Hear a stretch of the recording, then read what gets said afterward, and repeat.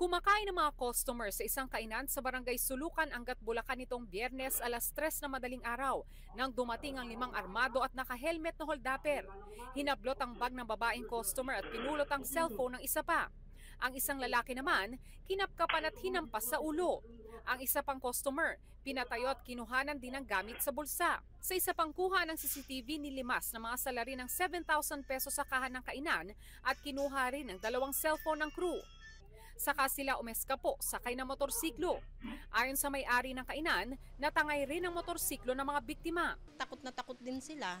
Ganyan, nanginginig, pati yung bata. May bata kasing kasama pang isa eh.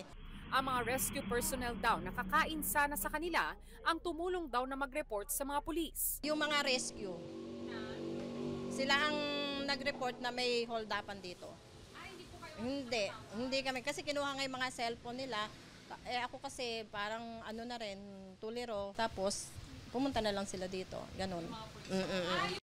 Nangyari ito matapos ang pang-hold up sa kainan sa Marilake Highway, Baras Rizal nitong Huwebes na iniulat namin kahapon sa 24 oras weekend. Kaya naman tingin ng may-ari ng kainang ito dito sa barangay Sulukan, Angat, Bulacan, iisa lang ang grupo ng mga salarina ng hold up sa kanila at sa isang kainan sa Marilake Highway, Baras Rizal.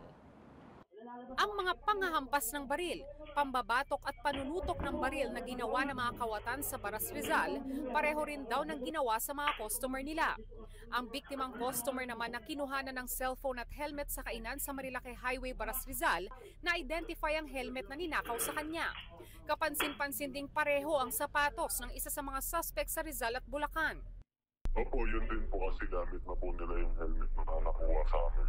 Yung kulay po tsaka yung ano niya, yung visor niya po kasi ano po yun, parang nakatin. Nakasin po sila ng ano ng ginagawa ng babatok po ng baril.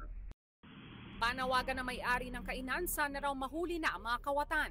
Hindi muna nagbigay ng pahayag ang Angat Police habang patuloy pa ang kanilang investigasyon. Hinihintay rin daw nilang bumalik ang mga biktima para magbigay ng salaysay.